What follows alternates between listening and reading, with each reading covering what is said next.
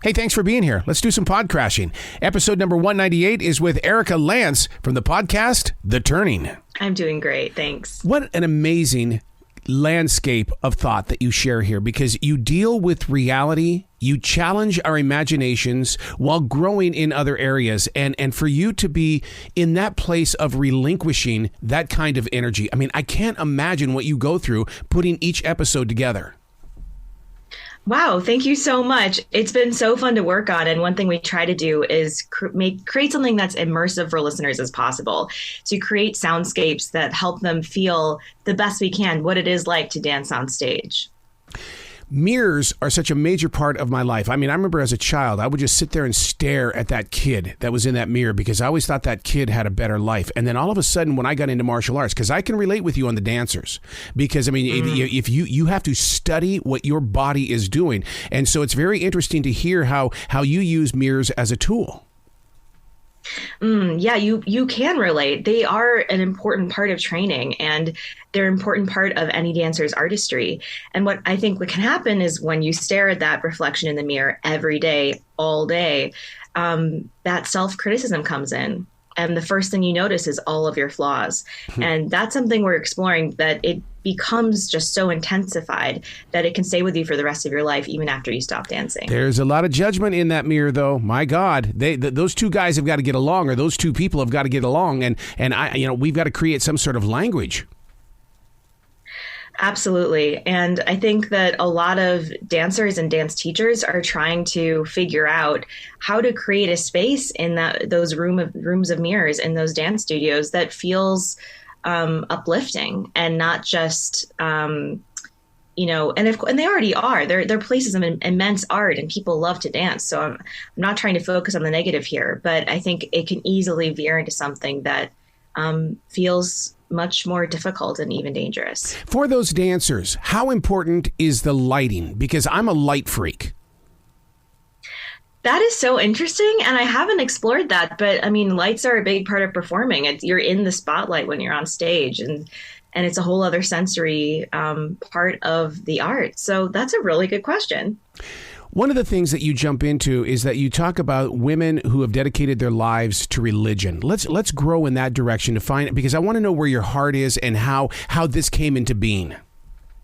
Yeah. So in season 1 of the podcast, we have 2 seasons and they focus on different worlds. Season 1 focuses on former sisters with the Missionaries of Charity, which was Mother Teresa's religious order. It still is. And there are thousands of women in this religious order around the world to this day.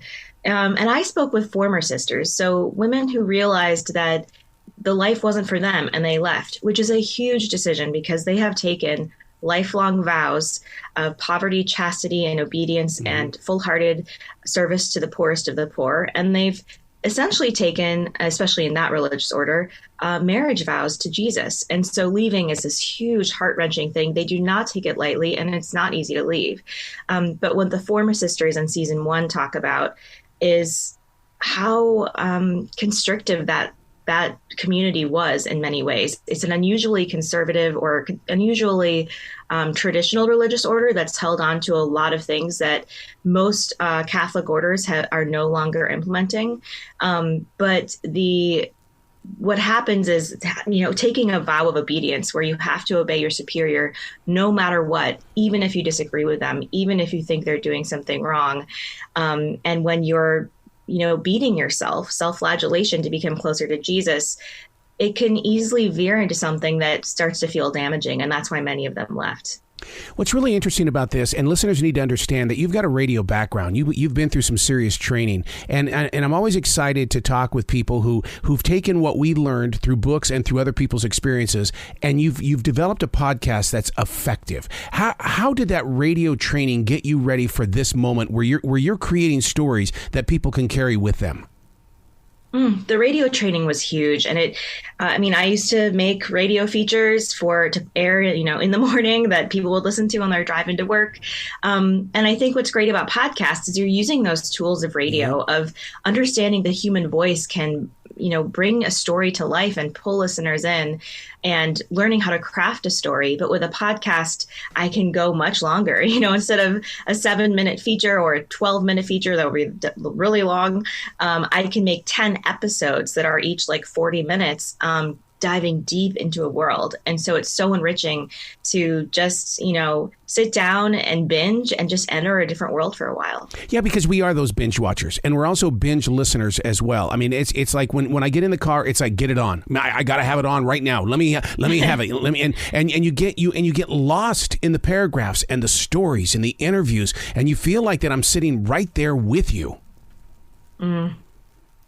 That's the goal. That's the goal. And I think that's why radio and podcasts are great connectors. It lets us realize we're not alone. It lets us have conversations in a way with people who we would never bump into on the street because we live on opposite ends of the country or opposite sides of the world, and can create that intimacy. When you have a microphone and you go up to someone and start asking them questions, it like gives everyone involved permission to kind of go there, to like ask those questions that you don't typically ask someone in polite company, to ask people about what they're really thinking, and to be able to have those conversations recorded and then, listen to them as a listener. That's my favorite thing in the world. That's why I am constantly listening to radio and podcasts, and that's why I love to make them too. Let's talk about that recording, people, because here in North Carolina, only one person has to know that you're recording, and that one person is you. So what is your recording way of doing things? Because I'm always afraid that once I put that microphone in front of someone, oh my God, now I'm going to get the actor. I don't know. I'm not going to get a real conversation here. How do you go about it? So definitely, I'm not sure if you mean, sort of like, according to local laws, like they might not need to know you're recording. Yeah. In my case, they always know I'm recording. We've probably talked before. And you're right. It might, at first, depending on the person, they might think, oh, gosh, I have a microphone in front of me. What is this? But the nice thing is, because I am working on this over a period of time, I'm able to develop relationships with them a little more, the people that I'm talking to. And I think that the microphone eventually melts away, and you're just having a conversation. And so humans, we adapt to things quickly, and the microphone melts away, which thank goodness it does. Let me ask you here, Erika, is that microphone one of your mirrors? Ooh, that is a very good question. Yeah, maybe that's my mirror. Maybe that's my version, is the microphone. And it's how I'm seeing the world, how I'm reflecting back what I'm encountering. And yeah, when I hear my voice back in my own recordings, let me say, I don't love it. I think most people don't love the sound of their own voice. No. So yeah, maybe for the radio producer, the microphone is the mirror.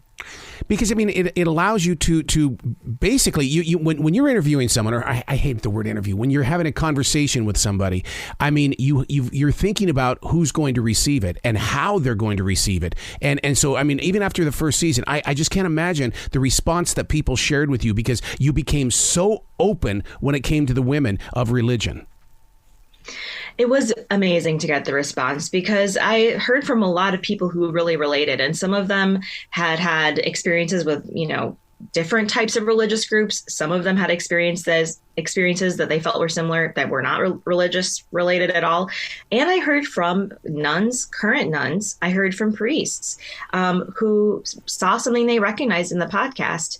And I loved hearing that. I think that we were able to get to some truths that a lot of people can relate to. And I heard even more stories from listeners who wrote into me. So that was really meaningful. I mean, first of all, to know that, someone's hearing this, but that it's starting conversations. Did you get the letter that said, thank you for humanizing these people? I mean, I realize we're supposed to grow with respect and give them the love and the honor. But at the same time, I love hearing the human side of the story.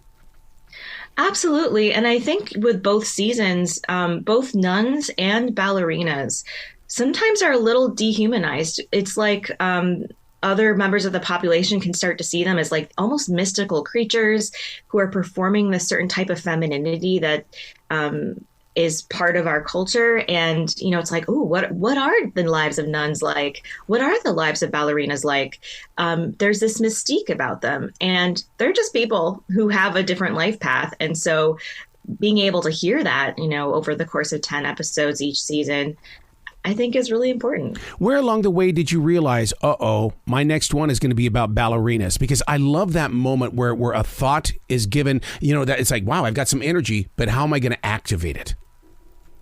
Totally. So for me, I remember I was thinking like, what should season 2 be? And I started to think about my childhood because I studied ballet, as a lot of people do. Most people who study ballet don't become professional dancers. Right. And that's one reason I think people are relating to this season is they're like, wait, that was part of my life, even though it's not anymore. And I mentioned it to my co-producer, Erika Lantz, who's also my sister. And she was like, this is good. We got to do this. And then we talked to our coworkers, and everyone seemed to be really interested in this. And as I started digging deeper, I was so enthralled and so fascinated. And I was completely swept away. It's interesting that you say it was once part of your life. I mean, I've always believed that with being a ballerina or being a martial artist, it is your life. And what you learn through the daily disciplines of making sure that, your focus and your inner core of energy is with you forever. It's true. I think I learned, so much discipline from every day going to the studio, doing the exercises, going through class. So it must have intrinsically shaped me. And that's one thing in the podcast that I'm discussing with Aylin, my sister and co-producer, is I say, sometimes I'm not sure what parts of me are because of ballet and what parts of me are just me, because I spent all of my formative years in childhood in the studio every day. And so how do I know what's my natural personality and what is ballet influencing me? So there's no question it's had a huge impact on my life. And that's not something I recognized actually before making this series, because I did quit as a teenager, kind of moved on with my life. It's been a long time since then. And I'm coming to terms through working on this project how much it did impact me. Don't you think you were called to tell this story about the ballerina? Because so many times we think of, the ballerina, is this a mother and a father pushing their child into something? When in reality, that's not what I'm picking up on here at all. I think that's true. Really often it does come from kids themselves because they feel drawn to this art form and, feel called to it. I talk to dancers who they see a performance on stage and they say, that's going to be me someday. That's going to be me someday. And I know in my case, my parents were incredibly supportive of me pursuing ballet, up until I quit. But as I got older and as I got pulled in more, and they could tell that I was questioning, is this the life I want? Am I ready to give up everything for this art form? I think they started to feel like, I don't know if Erika's happy in this. And they were struggling themselves of like how to be both supportive and also support me in leaving if I wanted to. So I think it can be hard for parents to figure out that line of like, what's support, what's pushing, what's helping their kids follow the path that they want. But I think many dancers feel called. It feels like a vocation, not just a career. Look at those two strings that you just brought together there, because when you talk about the Mother Teresas of the world and you talk about the dancers, it is about commitment. It is about sacrifice. It is about putting your entire self into it. While at the same time, as a dancer, you had to be listening to the universe in order to find the storyline that you were going to share with those viewing. Yeah, I think there are these common threads between Mother Teresa's religious order and ballet, and they're so different in so many ways. But this sense of self-abnegation, of giving everything, of sacrifice, sometimes the sense that pain is something valuable, which can be taken too far as well, are present in both communities. And I think they're often present in communities in which there's a leader who's sort of in charge of the group, whether it's like a choreographer or director, or the head of the religious order, or any group in which the members are there because they believe in something strongly, because they have that calling, that vocation. I think when you have a vocation, you'll do anything for it. And that's where abuse can sometimes happen because the stakes feel so high. Yeah. Self-abuse. Self-abuse starts there first. Yeah, self-abuse. And then, in some cases, it can lead to other forms of abuse because it's, when you have these power dynamics and strict hierarchy and, stakes that feel so high, I think it gets, prone to that. Yeah. So from the sidelines. They always say that as a martial artist, your best place in a room is on the sideline because that's how you learn through other people. What about a ballerina? Are they watching from the sidelines to become better because they can compare what somebody else is doing wrong and say, hey, I'm probably doing it wrong too. I've now seen it. Oh, absolutely. That's such a good point. I think that's a big part of what ballet class is it's a bunch of people in a classroom. It's not one-on-one for the most part.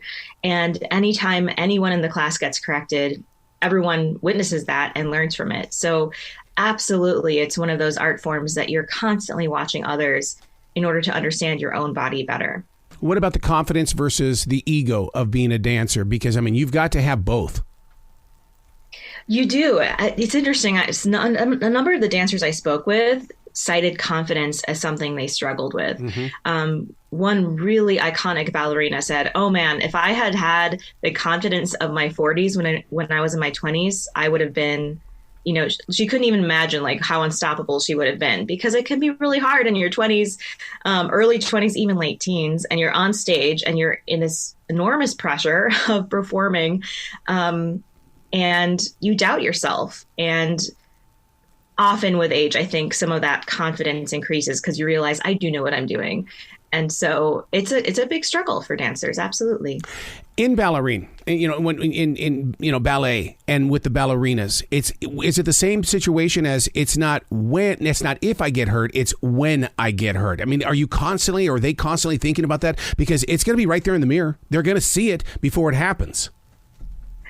I think so. I think there are some dancers who are lucky and don't deal with injuries, mm-hmm. but for the most part, injury is a big part of being a dancer. And I was surprised talking with dancers how many of them had experienced, like sometimes dancing through stress fractures, just having chronic injuries they're dealing with.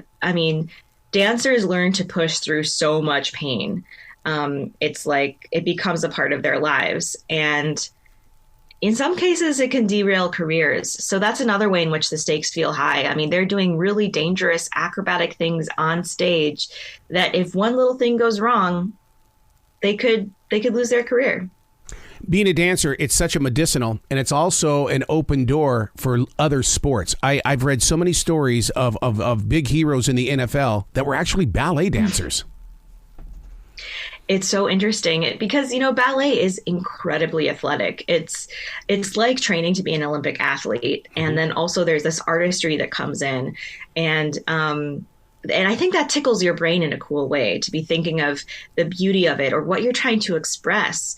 And so, yeah, I think it's great cross training, as we've heard, for athletes. And I think also ballerinas look for chances for cross training in other realms as well. So I think that's really fun, seeing the crossover that can happen. While you were doing your interviews and conversations and you were inside the studios, did you run into the ballerina that basically would never look into the mirror? It's one of those where you look down at the floor, you look up at the ceiling, you look around, but you don't recognize the person in the mirror.